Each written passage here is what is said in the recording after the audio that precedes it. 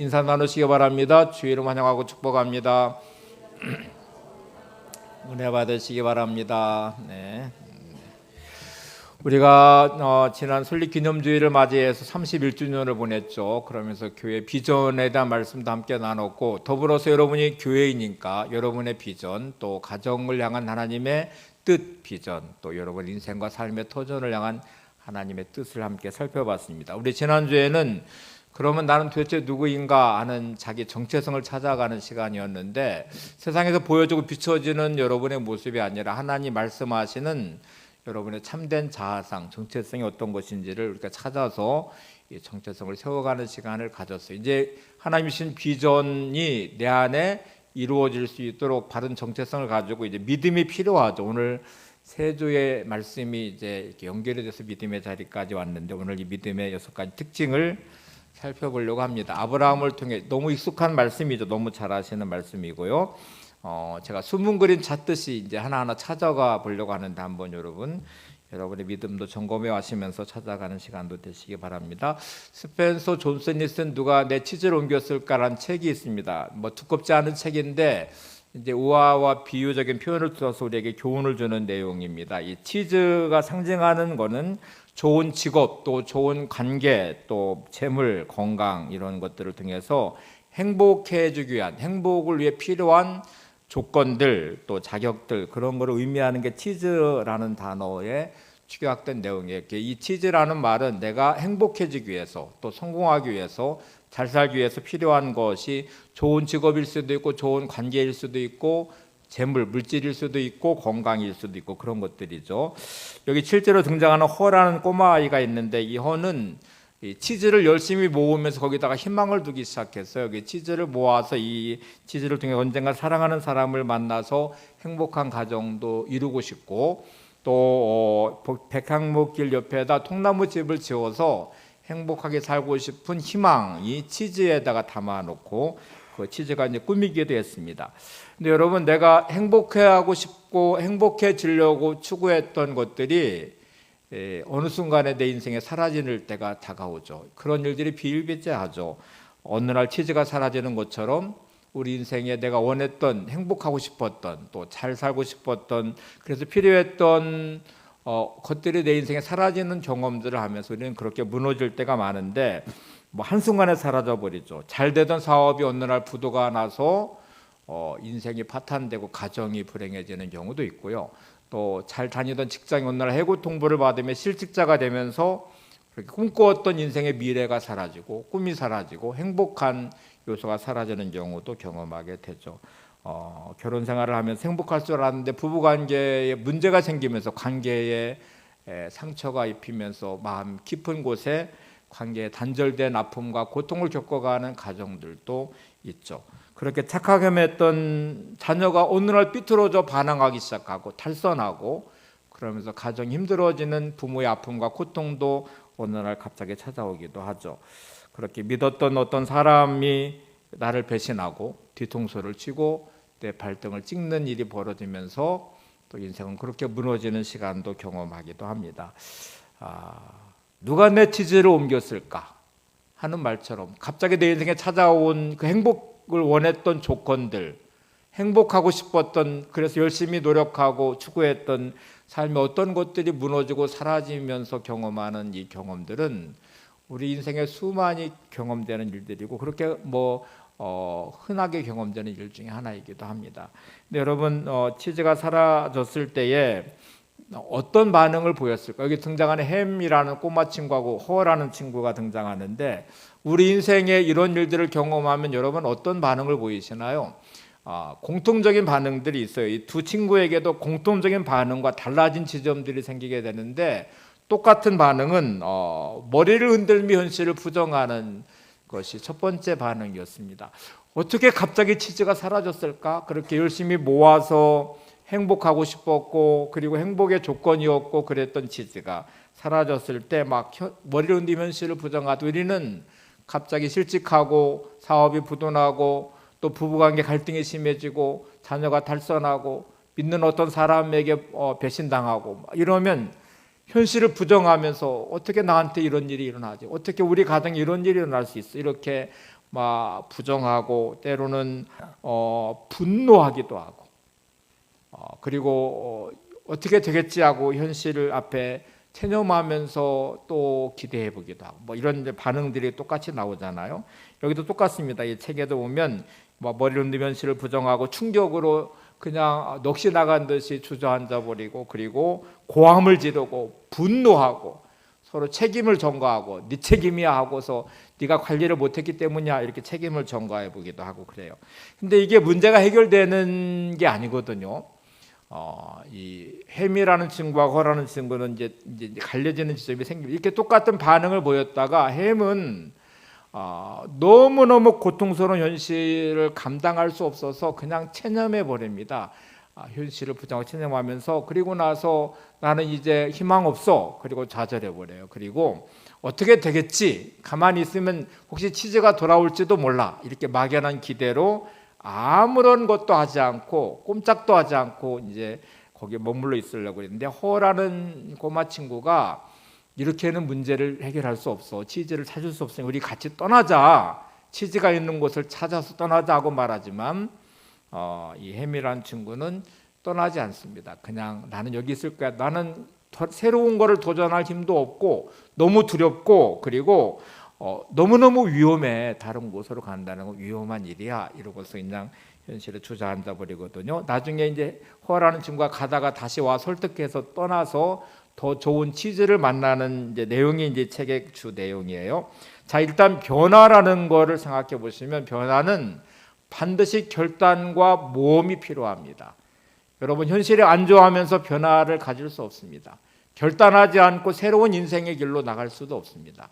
여러분이 정말 변화되길 원하시면 또 새로운 인생의 어떤 것을 경험하고 싶으시면 반드시 결단하셔야 되고 변화를 향한 모험과 도전을 시작하셔야 됩니다.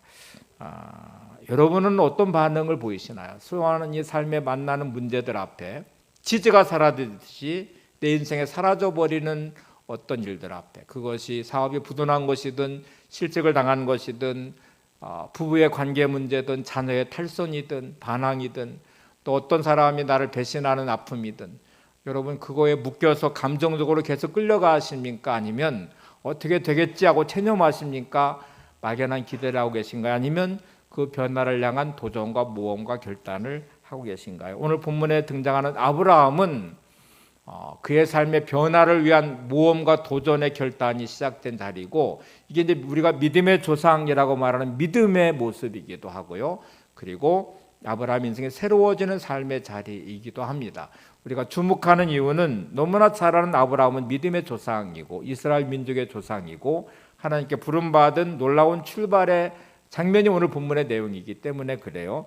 자, 아브라함은 일단 풍요로운 삶을 살았습니다. 그가 살고 있는 메소포타미아라는 지역은 4대 문명의 발생지이기도 하고 유브라스 티그리스 강이 흘러가는 아주 비옥한 땅이에요. 갈대우르 지역이 그런 곳이거든요. 그리고 족장이었고 그에게는 많은 재산이 일단 있었어요. 안정된 삶의 자리가 있었는데 문제는 그에게 자녀가 일단 없다는 것입니다. 이 당시 고대 문명 안에서는 가문을 이어가는 게 가장 중요한 본분이었어요. 자녀가 없다는 것은 대가 끊어지는 것이기 때문에 다른 모든 것들이 갖춰졌음에도 아브라함은 행복할 수 없는 그리고 그의 삶에 불행하게 생각하는 요소가 자녀가 없다는 사실이었는데 하나님이 아브라함을 부르실 때 이 약속을 하시거든요. 자녀를 주실 뿐만 아니라 민족을 이루시겠다는 약속도 하시고 지금 머물러 있는 땅보다 훨씬 더 중요한 땅에 대한 약속도 하시고 그리고 그를 열방에 복을 주는 복의 통로와 근원으로 삼으시겠다는 말씀도 하십니다. 창세기 12장 1절 2절을 같이 보겠습니다. 여호와께서 아브라함에게 이르시되 너는 너의 고향과 친척과 아버지의 집을 떠나 내가 내게 보여줄 땅으로 가라. 내가 너로 큰 민족을 이루고 내게 복을 주어 내 이름을 창대하게 하리니 너는 복이 될지라. 자, 이제 아브라함은 선택이라는 것을 해야 돼요. 하나님의 말씀에 따라서 모험을 시작할 것인지 아니면 현실에 안주하고 그냥 만족하면서 살 것인지를 결정해야 되는데 이렇게 여러분 지금 내가 누리고 있는 것들을 떠나서 다시 다른 뭔가를 한다는 것은 두려움일 수밖에 없죠. 더더군다나 지금과는 다르게 이 당시에는 족장 문화, 시종 문화의 중심이었기 때문에 이게 나라라는 구체적인 제국이 형성되어 있지 않은 시대예요. 우리로 말하면 이제 대한민국 국민이니까 대한민국의 보호를 받잖아요. 법의 질서 안에서 살면 보호를 받는데 이 당시는 이제 시족 문화이기 때문에 이 고향을 떠나는 순간부터 자기를 보호할 수 있는 장치가 아무것도 없어요. 늘 생명의 위협을 당하고 위험하고 또 어느 곳에 어떻게 할지 모르는 늘 두려움이 존재할 수밖에 없는 자리이기 때문에 떠난다는 것은 대단히 큰 결단이 필요하고 모험이 필요한 자리이거든요. 근데 이제 이게 가능했던 이유가 도대체 뭘까? 이제 이것이 우리가 믿음이라고 규정하는 믿음입니다. 6가지 특징을 이제 찾아보려고 합니다. 그 앞에 있는 11장에는 아브라함이 하란까지 온 장면이 나오는데 그때는 주도했던 게 아버지 데라였던 것처럼 보여요. 12장에 아브라함의 이름이 이제 처음 등장하거든요. 11장에 있는 데라가 주도해서 이 가족들이 갈대아 우르 지역을 떠나서 메소포타미아 지역을 떠나서 하란까지 오는 1000km 정도 되는 거리를 일단 이동을 했어요. 근데 이 처음에 움직인다는 게 참 쉽지 않은데 가능했던 이유가 뭘까? 사도행전 7장 2절 3절에 보시면 스데반 집사의 설교가 나오는데 여기에 이제 아브라함이 어떻게 떠날 수 있었는지에 대한 말씀이 나옵니다. 한번 첫 번째 믿음의 특징인데 같이 보시죠. 시작. 스데반이 이르되 여러분 부형들이여 들으소서. 우리 조상 아브라함이 하란에 있기 전 메소포타미아에 있을 때에 영광의 하나님이 그에게 보여 이르시되 내 고향과 친척을 떠나 내게 보일 땅으로 가라 하시니. 우리가 믿음 생활을 시작하면서 믿음의 자리에 선다는 것은 세상을 살아가는 삶의 방식을 내려놓아야 되거든요. 또 세상에 살아가는 삶의 모습 안에서 벗어나서 하나님의 식을 따라서 말씀으로 세워져야 되는데 이 첫 번째가 대단히 중요합니다. 아브라함이 떠날 수 있었던 것을 성경은 이렇게 말합니다. 영광의 하나님이 그에게 보여 이르시되. 아브라함이 누구를 만났어요? 하나님을 만났는데 그 하나님의 뭐를 봤냐면 영광을 보았어요. 세상의 영광과 다른 하나님의 영광, 세상의 모습과 다른 또 다른 인생의 모습을 하나님을 통해서 봤다는 말이거든요. 믿음의 첫 번째 특징은 하나님의 영광을 보는 것입니다. 따라서 보시죠. 믿음은 하나님의 영광을 보는 것입니다. 네. 고향인 메소포타미아의 갈대아 우르를 떠나서 그 위험한 자기를 지켜줄 어떤 장치도 없는 위험한 곳으로 떠나는 그 모험의 시작은 영광의 하나님을 보았기 때문에 그래요. 교회에 오래 신앙생활 하시는 분들도 많이 계신데 그냥 변화되지 않는 신앙생활 하시는 분들이 많아요. 교회에 나오긴 나오는데 믿음이 없어요. 예배를 드리긴 드리는데 변화가 없어요. 말씀을 듣긴 듣는데 삶의 식이 달라지지 않아요. 왜 그럴까? 영광의 하나님을 못 만났기 때문에 그래요. 여러분 하나님을 깊이 만난 은혜를 체험하셨나요? 영광의 하나님을 보셨습니까? 하나님을 통해 세상과 다른 또 다른 영적인 세계를 보셨나요? 하나님 나라 영광을 바라보십니까? 내 안에서 주신 그 은혜의 감동과 감격이 차고 넘쳐서 가슴 뛴과 가슴 벅참으로 예배를 드리고 기도를 하고 헌신을 하고 사역을 하는 그런 은혜와 기쁨이 여러분에게 있으신가요? 영광을 본 사람은 드디어 믿음의 자리로 나를 세워서 변화를 시작할 수 있습니다. 예수님의 비유 중에 밭에 감추인 보화의 비유가 있어요. 돌짝밭과 쓸모없는 밭인데 사람들이 볼 때는 저 밭은 쓸모없고 가치 없는 밭이야. 그런데 어떤 사람이 어느 날 갑자기 그 밭을 사겠대요. 근데 자기 집을 팔아 사겠대요. 사람들이 볼 때는 미친 겁니다. 말도 안 되는 거예요. 야, 저 쓸모없는 밭을 왜 집을 팔아서까지 저 밭을 살려고 그래? 이렇게 생각하는데 그 사람은 그 쓸모없는 밭에 감추인 보화를 봤어요. 어느 날 그 밭을 일구다가 그 밭에 감추인 보화를 본 순간에 그는 자기의 집을 팔아서 그 밭을 삽니다. 다른 사람이 보지 못하는 것을 보았기 때문에 그렇죠. 사도 바울은 부활하신 예수님의 영광을 본 후에 그의 모든 삶의 것들을 배설물처럼 여겼다고 말해요. 그리고 주 앞에 헌신하며 사도로서 사명자의 삶을 시작하는 것을 보게 됩니다. 여러분, 여러분의 삶이 믿음의 자리에 세워져 있으십니까? 하나님의 영광을 볼 때 가능한 것이에요. 교회는 오래 다녔는데, 말씀은 듣는데, 예배를 드리는데 하나님의 영광을 보지 못한 사람은 여전히 세상에 묶여서 변화되지 않아요. 자기 삶의 방식을 내려놓지 않아요. 떠나지 않고 모험하고 결단하지도 않습니다. 아브라함은 멋있게 결단하고 출발했습니다. 자, 이제 두 번째 믿음의 특징을 살펴봐야 되는데, 11장의 내용은 아브라함의 이름이 등장하지 않거든요. 데라, 아버지가 주도했던 것 같아요. 1000km 정도 떠나서, 갈대아 우르를 떠나서 메소포타미아를 떠나서 하란이라는 곳에 도착했는데, 하란은 갈대아 우르와 비슷한 지형과 특징을 가지고 있다고 성경 지리학자들은 그렇게 말해요. 그러니까 풍요로운 곳이고 목축하는 사람들이었기 때문에 양들을 먹일 물이 있고 풀이 있고, 그래서 이제 이곳에 와서 이제 머물러 있었어요. 떠나지 않아요. 하나님 약속한 가나안 땅까지는 오지 않았거든요. 근데 그들이 머물러 있으면서 그 땅에 만족하고 있는 중에 하나님이 지금 아브라함을 부르시면서 너의 고향과 친척 아버지 집을 떠나라고 말씀하거든요. 그러면 이제 왜 발목을 잡고 있는지를 생각해 보실래요? 내가 믿음을 생활을 시작하면서 결단도 하고 변화도 하는 어느 날 타성에 젖어버리고, 그리고 더 이상 신앙의 성숙함과 성장이 없어요. 그냥 적당히 믿게 되는 경우가 많죠. 사람들은 지금 아브라함의 발목을 붙잡았을 것입니다. 야, 이 정도 했으면 됐지. 하나님의 말씀에 따라 순종을 해서 우리가 1000km나 왔잖아. 너 좀 유별나게 좀 믿지 말고 좀 적당히 좀 믿자. 왜 너 혼자 그렇게 유별나려고 그렇게 하려고 하냐? 아마 이게 아브라함의 발목을 붙잡았을 확률이 많아요. 떠나지 못하는, 더 이상 변화되지 않는 모습이죠. 우리 주변에는 이런 사람들이 많습니다. 먼 사람들이 아니라 가까운 사람이 그래요. 그것이 가족이기도 하고 가까운 이웃과 친척 또 친구일 수도 있고 그래요. 영적이지 않는 사람들이기 때문에 내가 믿음의 결단을 하고 좀 신앙생활을 열심히 내보려고 하면 우리의 발목을 잡기 시작해요. 좀 유별나게 좀 믿지 말아라. 좀 적당히 좀 믿자.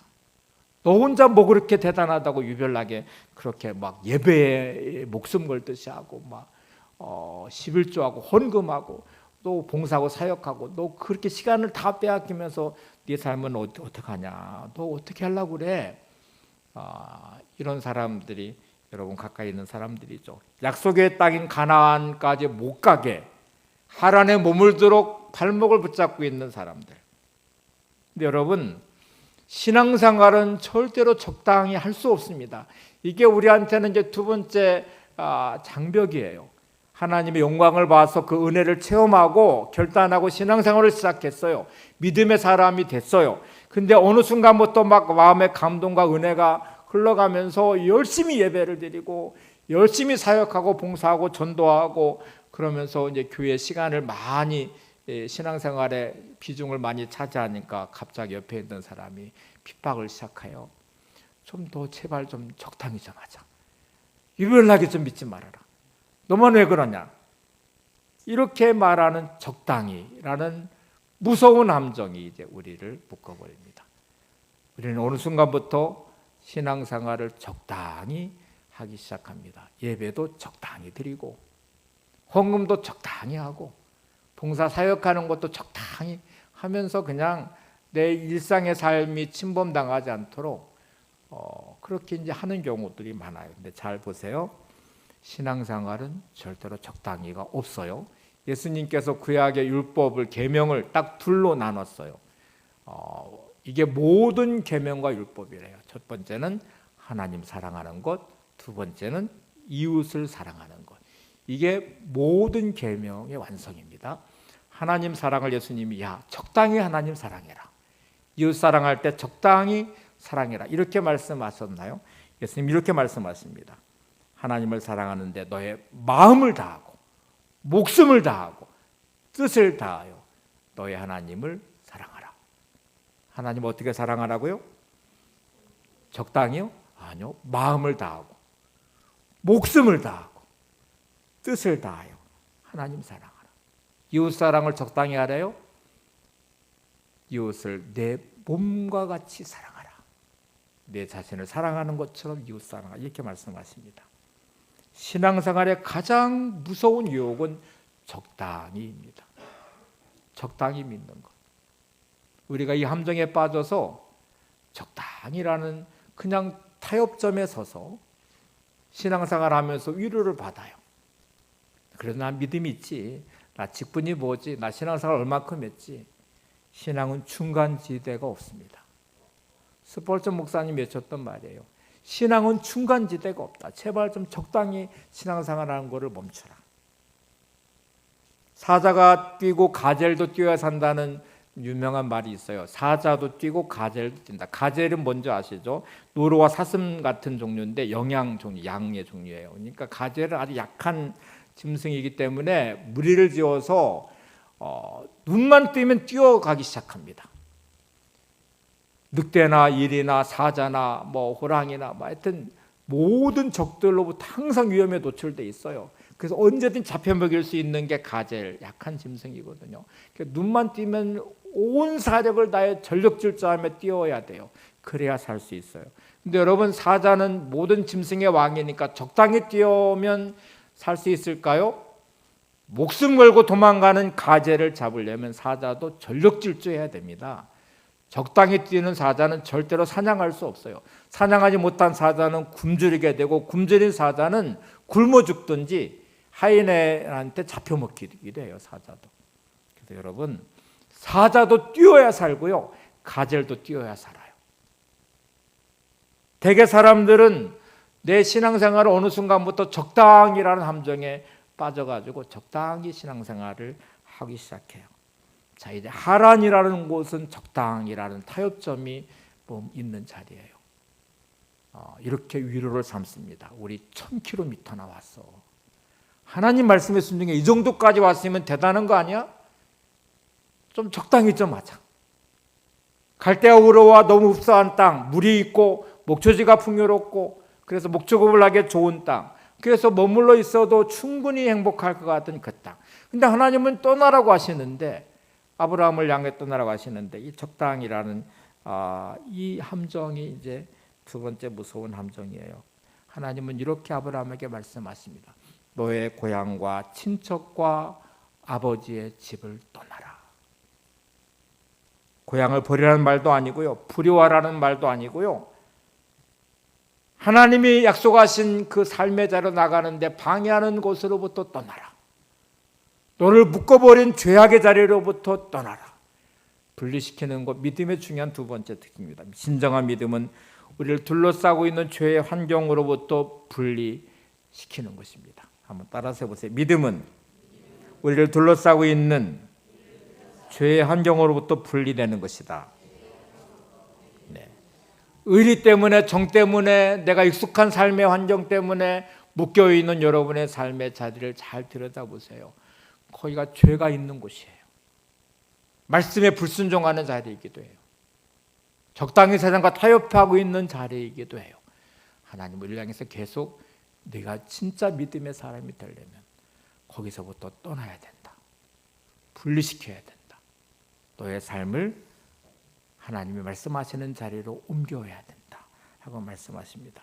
근데 옮기려고 하는데 하나님은 이렇게 말씀하시거든요. 내가 내게 보여줄 땅으로 가라. 이게 답답한 거예요. 보여준 땅도 아니에요. 보여줄 땅, 어딘지도 모르는 땅으로 가라는 거예요. 히브리 11장 8절은 이걸 이렇게 표현했거든요. 갈 바를 알지 못하고 떠났대요. 아브라함의 믿음을 이렇게 표현합니다. 갈 바를 알지, 어디로 가야 될지를 모르는데 하나님 말씀하시니까 그냥 떠났대요. 너무 무모한 것처럼 보이나요? 그 당시에는 내비게이션도 없고 지도도 없고 도대체 어떻게 어디로 가야 될지, 그 땅은 좋은 땅인지 어떤 땅인지도 모르고 설명도 해주지 않으시고 내가 너한테 보여줄 땅으로 가라고 말씀하시는데, 아브라함의 입장에서는 갈 바를 알지 못하는데 떠나야만 되는 이 자리에 믿음은 여기서 순종하는 게 믿음이거든요. 세 번째 특징을 볼까요? 믿음은 그럼에도 불구하고 하나님을 믿고 순종하는 것입니다. 믿음이 뭐라고요? 그럼에도 불구하고 하나님을 믿고 순종하는 것. 자, 이 세 번째 부분을 한번 꼭 점검을 해봐야 돼요. 제가 이 베서니 해밀턴 이야기를 좀 전해드려 볼게요. 소울 서퍼라는 영화로도 만들어져서 실화이고요. 예전에 한번 제가 이분을 소개한 적이 있습니다. 2003년 10월 달에 이 베서니 해밀턴이 13살 소녀였는데 하와이에 살아요. 서핑 선수가 되고 싶은 꿈이 있어서 열심히 서핑을 타다가 상어의 공격을 받아서 왼쪽 팔이 잘려버렸어요. 그러니까 왼쪽 어깨 밑으로 팔이 다 잘려서 왼쪽 팔이 사라져 버렸습니다. 이 상황에 13살 소녀가 감당하기에는 너무너무 고통스러운 자신의 모습이죠. 예쁘게 꾸미고 그렇게 해야 될 13살 소녀가 왼쪽 팔이 사라져 버렸고 꿈도 사라졌고 서핑 선수에 대한 꿈도 사라졌고, 근데 이제 예수를 잘 믿는 소녀였어요. 교회 가서 예배를 드리는데 이해할 수 없는 현실 앞에 너무너무 고통스럽고 하나님이 원망스럽고, 이제 그런데 그를 지도한 학생 담임하고 있는 목사님이 어느 날 설교를 하시는데 시청각 교재처럼 이 슬라이드로 2개의 사진을 보여줬어요. 하나는 파리의 눈이었고 하나는 호도를 찍은 사진이었는데 근접 촬영을 하는 것부터 시작해서 원거리까지 이렇게 촬영하는 거를 내용을 쭉 슬라이드를 통해서 보여줬습니다. 처음 장면, 파리의 눈을 근접 촬영하고 호도를 근접 촬영해서 이게 뭔지 아시나요? 라고 물었는데 뭐가 뭔지 도무지 모르죠. 파리의 눈인지 호도인지 모르는데 점점 멀리 이렇게 찍은 장면이 이제 원거리로 가면서 찍으니까 나중에 보니까 파리의 눈이고 호도의 모습이었어요. 그리고 이렇게 말을 했습니다. 화면을 한번 보세요. 무엇이든지 아주 가까이 보면 그것이 무엇인지 우리는 알 수 없습니다. 그럴 때는 조금 떨어져서 보아야 합니다. 우리 인생도 마찬가지입니다. 살다 보면 도무지 알 수 없는 환경과 문제들을 만나게 될 것입니다. 내가 감당하기에 너무 힘들거나 내게 일어나는 일들이 무슨 의미인지 알 수 없을 때가 있을 것입니다. 그럴 때는 조금 멀찍이 떨어져서 바라보아야 합니다. 다른 시각에서 보아야 합니다. 우리에게 어떤 일이 닥치든 그것이 우리를 망치는 일은 없을 것입니다. 우리는 언제나 우리에게 더 좋은 것을 주기 위한 하나님의 섭리 안에 있기 때문입니다. 가까이 촬영한 파리의 눈과 호두의 모습이 뭐가 뭔지 몰라요. 근데 멀리 떨어져서 보면 이게 파리의 눈이구나 호두구나 이렇게 알 수 있는 것처럼 우리의 삶에 닥친 수많은 문제들은 내 시각과 내 관점으로는 뭔지 몰라요. 근데 하나님의 섭리 아래 있음을 내가 고백하고 조금 떨어져서 하나님의 관점으로 바라보기 시작하면 그때서 답을 찾을 수 있다는 말이에요. 이때 예레미야 19장 11절 말씀을 본문으로 했습니다. 한번 보세요. 너희를 향한 나의 생각을 내가 아나니 평안이요 재앙이 아니니라. 너희에게 미래와 희망을 주는 것이니라. 하나님이 우리를 향한 생각이 재앙이 아니래요. 평안이래요. 우리 미래에 미래와 희망을 주는 것이 하나님을 향한 계획과 생각이시래요. 자, 그러면 내게 일어나는 수많은 일들이 지금은 너무 고통스럽고 너무 힘들고 이해할 수 없고, 그런데 하나님이 우리를 향한 생각은 재앙이 아니니까 이 일어나는 일들이 재앙이 아니어야 되죠. 평안이어야 되고 미래와 희망을 주는 것이어야 되잖아요. 베서니 해밀턴 13살 아이가 왼쪽 발이 없는 상황에 이거를 어떻게 받아들여야 될지를 하나님의 관점으로 바라보려고 무던히 기도하고 노력을 해봤는데 이해를 할 수가 없어요. 그래서 목사님에게 다시 찾아와서 이렇게 말했어요. 목사님, 저는 사고 후에 다른 시각을 가지려고 노력을 해봤어요. 근데 이게 어떻게 하나님의 계획일 수가 있죠? 어떻게 왼쪽 발이 잘려져 나간 왼쪽 발이 없는 불구가 된 내 몸이 하나님의 계획이에요? 이게 어떻게 하나님이 나를 향한 평안이며 미래와 희망이 될 수 있는 거예요? 이렇게 질문했어. 목사님이 이렇게 대답을 해줍니다. 나도 때론 왜 끔찍한 일들이 일어나는지 나도 모른단다. 하지만 이로부터 좋은 일이 일어날 것을 나는 믿고 있단다. 그게 뭔지 나도 모르지만 나도 정말 알고 싶단다. 왜 이런 끔찍한 일이, 너에게 왜 왼쪽 발이 잘려져 나갔는지 나는 알 수 없고 알지도 못하지만, 근데 하나님의 계획 안에 있다고 믿으면 반드시 이 과정을 통해 좋은 일이 너한테 일어날 거를 믿고, 지금은 알 수 없지만 나도 정말 알고 싶다. 이게 이제 목사님의 대답이었어요. 2003년에 어떤 일이 또 벌어졌냐면, 이건 베스미 해밀턴은 하와이에 살고 있습니다. 태국에 쓰나미 사건이 벌어졌어요. 쓰나미가 막 해일이 밀어닥치면서 태국의 해안변을 초토화시켜 버렸어요. 수많은 사람이 죽고 다 집이 쓸려져 내려가고 막 삶의 터전이 다 무너졌어요. 이에서 베서니 해밀턴 13살 나이에 왼쪽 발이 잘려진 상태로 월드비전의 봉사팀에 속해서 태국에 갔어요. 가가지고 진흙탕에 얼룩져 있고 희망을 잃어버리고 절망하고 있는 아이들의 얼굴을 씻어주고 옷을 입혀주고 한쪽 오른쪽 팔 하나를 가지고 그들의 집을 짓는 데 도와주고 빨래를 해주고 그랬어요. 그 모습을 본 태국의 절망했던 쓰나미의 피해자들이 희망을 노래하기 시작했어요. 이렇게 말을 합니다. 절망했던 아이들, 꿈을 잃어버린 아이들, 언니를 보니까 희망이 생겼어요. 어떻게? 한쪽 팔만 가지고 우리에게 와서 얼굴을 씻어주고 옷을 입혀주고 빨래를 해주고 그 밝은 미소로 우리를 위해서 이렇게 해줄 수 있어요. 누나를 보니까 또 오빠 동생들은, 오빠 언니들은 너를 보니까, 어른들은 그 13살 꼬마 아이가 왼쪽 팔이 없는 상태에 와서 일하는 것을 보면서 절망했던 그들이 이 아이를 보면서 희망을 찾아요. 그리고 고맙다고 인사하고 눈물을 흘리고 다시 우리는 해볼 거야 하는 용기를 가지고 일어서기 시작했어요. 여러분, 비로소 그때서야 베서니 해밀턴은 자기랑 하나님의 뜻이 뭔가를 어렴풋이 보기 시작했어요. 그리고 서핑 선수가 되겠다는 꿈을 내려놓지 않고 오른쪽 한쪽 팔을 가지고 계속 서핑을 훈련하기 시작했어요.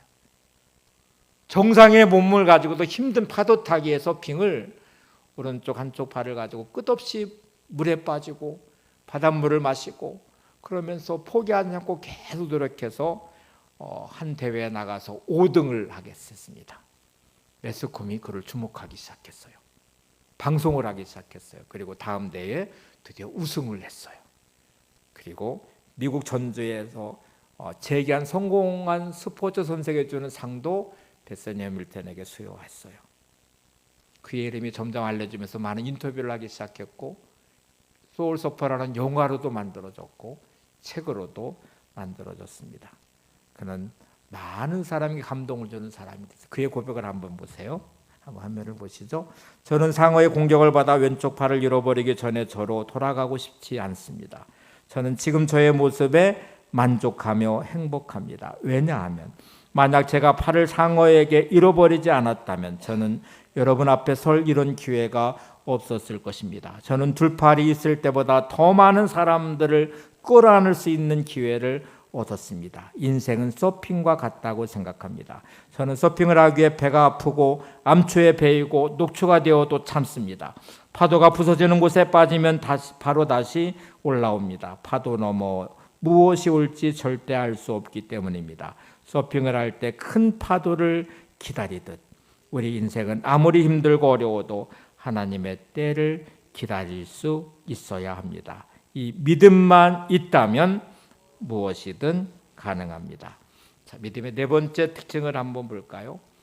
모든 것이 불투명한 상태, 불확실한 염려와 두려움이 있는 상태에서 하나님의 말씀을 의지하는 것입니다.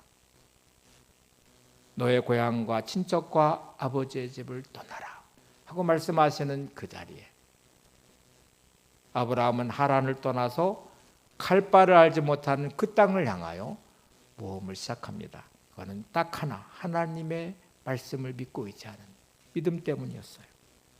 히브리서 11장 1절에 믿음을 이렇게 말하죠. 믿음은 바라는 것들의 실상이요 보이지 않는 것들의 증거니. 여러분, 모든 것을 다 한다고 꼭 좋은 건 아니에요. 우리는 이 믿음이 작동하는 데를 잘 생각해 보시면, 여러분 혹시 비행기를 타실 때 비행기가 어떻게 이루어져 있는지, 수백만 개의 부속이 막 어떻게 연결이 됐고 비행기가 뜨는 원리는 뭐며 오늘 비행하는 조종사는 어떤 사람이고 경력은 어떻고 다 확인하시고 비행기를 타십니까? 여러분 기차를 탈 때 기차가 어떻게 이루어졌는지, 이 기계는 이게 좀 괜찮은지 다 확인해 보시고 기관사는 누군지 확인해 보고 기차를 타시나요? 안 그렇잖아요. 여러분 믿고 타시잖아요. 근데 하나님이 내 인생에 인도해 가시는 과정에 일어난 일들에 대해서는 설명을 해달라고 자꾸 말해요. 이해할 수 없다고 말해요. 설명해줘도 모르지. 우리는 비행기 원리를 그걸 어떻게 만드는지 다 우리가 막 가르쳐줘서 이해를 딱 하고 숙지한 다음에 조종사를 확인한 다음에 뜨는 원리를 다 숙지한 다음에 비행기를 타지 않듯이 하나님은 우리 인생을 설명해주지 않으시고 사랑하시기 때문에 약속을 하십니다. 말씀을 주셔요. 믿음이 뭔가요? 믿음은 하나님 말씀을 의지하는 거예요. 내 삶의 수많은 일들 앞에서 하나님 말씀 붙잡고 하나님을 신뢰하면서 오늘을 사는 거예요. 아브라함이 받은 복 중에 저는 가장 큰 복은 하나님과 동행하는 복이었다고 생각해요. 아브라함은 드디어 하나님을 의지하고 말씀을 의지하고 하나님과 동행을 시작했어요. 하나님의 인도하심의 길을 따라갔어요. 성경은 이걸 이렇게 표현합니다. 창세기 12장 3절에 보시면 너를 축복하는 자에게는 내가 복을 내리고 너를 저주하는 자에게는 내가 저주하리니. 여러분, 하나님과 아브라함이 아주 친밀한 관계 안에 있다는 말이에요. 같이 동행을 하고 친밀함의 자리에 있으니까 하나님 이렇게 말씀하세요. 야, 네가 나하고 동행하고 나와 함께 하니까 지금부터 너의 가는 인생 여정에 내가 너와 함께 할 거야. 그리고 내가 너를 저주하는 사람을 내가 저주하고 너를 축복하는 사람을 내가 축복할 거야. 이렇게 약속을 하셨어요. 동행하는 사람에게 주는 복이에요. 아브라함 인생에 13년 하나님이 떠나신 순간이 있거든요. 침묵하신 13년. 하나님의 말씀에 따라 살지 않고 자기 방식대로 이스마엘을 낳았을 때 하나님은 13년을 아브라함을 떠나셨어요. 이게 가장 불행했던 시간들이거든요. 여러분 말씀 붙잡고 믿음으로 사십니까? 하나님이 동행하실 것입니다. 하나님과 친밀하십니까? 여러분의 삶의 자리에, 여러분이 하고 있는 일들 안에, 여러분의 언어 안에, 여러분의 가정 안에, 여러분의 삶의 자리, 하나님이 여러분과 함께 하시며 동행하시는 자리에 여러분이 계십니까? 죄에 머물러 있는 자리는 하나님과 동행할 수 없는 자리죠. 내 방식을 고집하면서 말씀을 버린 자리에 하나님이 동행할 수 있는 자리가 아니죠. 여러분의 삶의 가장 큰 복은 어느 자리든 하나님과 동행하는 믿음의 자리에 있으셔야 돼요. 자, 다섯 번째 믿음의 중요한 특징은 어떤 환경과 문제 가운데 있든지 하나님과 동행하는 것입니다. 믿음이 뭐라고요? 어떤 환경과 문제 가운데 있든지 하나님과 동행하는 것. 이게 다섯 번째 특징입니다. 창세기 12장 3절에 보시면 동행하는 목적을 이렇게 말씀합니다. 하나님이 동행하는 이유가 있어요. 땅의 모든 족속이 너로 말미암아 복을 얻을 것이라 하신지라. 자, 이제부터 하나님이 믿음으로 살아가는 여러분의 인생에 동행을 시작하시고 함께 하실 겁니다. 그거는 이렇게 말씀하시는 거예요. 야, 너 혼자 잘 먹고 잘 살기 위해서 내가 너와 동행할 거야. 그런 게 아니고요. 내가 너한테 복을 줄 건데 너의 삶의 풍요로움이 너의 주변에 있는 모든 사람에게도 복이 되도록 할 거야. 너의 인생을 세워서 너 자신이 복이 되어서 세계 열방이 다 너를 통해 복을 받게 할 거야. 하나님 얼마나 멋진 계획이십니까? 여러분의 인생에 어떤 삶이든지 간에 내가 주님과 동행이 시작되면 하나님 우리 인생을 세우실 거예요. 여러분의 가정을 세울 것이고 여러분의 사업을 세우실 것이고 여러분의 삶의 터전을 세우실 거예요. 그거는 여러분의 주변에 있는 모든 사람들에게 복의 중심에 서도록 하기 위해서 여러분을 통해 하나님의 역사하심이 드러나는 삶의 자리로 세워서 여러분을 쓰시기 위해서 여러분과 동행을 시작할 거예요. 이 멋진 믿음의 자리에 여러분이 있기를 바랍니다. 믿음은 하나님과 동행을 시작하는 거예요. 믿음은 하나님과 친밀한 삶을 사는 것입니다. 그렇게 될 때 여섯 번째가 가능해집니다. 드디어 우리는 하나님만 바라고 말씀 붙잡고 모험과 도전을 시작하게 될 것입니다. 적당이라는 하란의 땅을 떠나듯이 적당한 신앙생활을 떠나서 하나님 앞에 헌신하는 사람이 될 것입니다. 말씀의 사람이 될 것이고 예배의 사람이 될 것이고 기도의 사람이 될 것이고 주의 일에 충성하는 하나님의 사람이 될 것입니다. 여섯 번째를 같이 보세요. 시작. 믿음은 하나님을 바라보며 말씀을 붙잡고 모험하는 것입니다. 여러분에게 믿음으로 모험하시기를 바랍니다. 네. 오늘 설교를 다 마쳤거든요. 6가지 찾아내셨어요? 숨은 그림 찾으셨습니까? 화면에서 다시 한번 확인해 보겠습니다. 화면을 보세요. 시작. 믿음은 하나님의 영광을 보는 것. 믿음은 우리를 둘러싸고 있는 죄의 환경으로부터 분리되는 것. 믿음은 그럼에도 불구하고 하나님을 믿고 순종하는 것. 믿음은 모든 것이 불투명한 상태에서 하나님 말씀만 의지하는 것. 믿음은 어떤 환경과 문제 가운데 있든지 하나님과 동행하는 것. 믿음은 하나님을 바라보면서 말씀을 붙잡고 모험하는 것. 이제 여러분의 삶 속에서 믿음을 보이시기 바랍니다. 여러분의 가정이 믿음의 가정이 되시기 바랍니다. 여러분의 삶의 터전이 믿음의 삶의 터전이 되시기를 바랍니다. 이제 주님이 부르시는 그 자리로 나가는 위대한 하나님의 사람들이 되시기를 바랍니다. 우리 나는 믿음으로 함께 찬양하고 기도하겠습니다.